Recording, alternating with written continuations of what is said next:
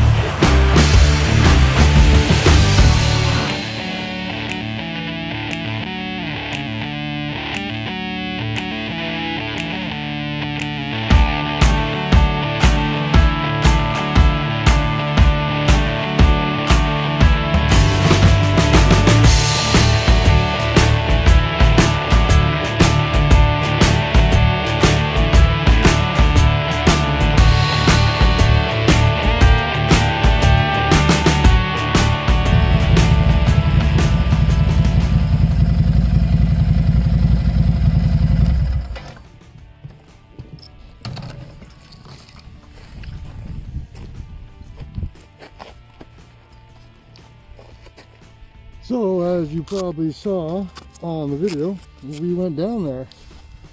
We got into a spot that was in the shade. It was low, deep grass, and fucking the back end just slid out and I drove into the ground.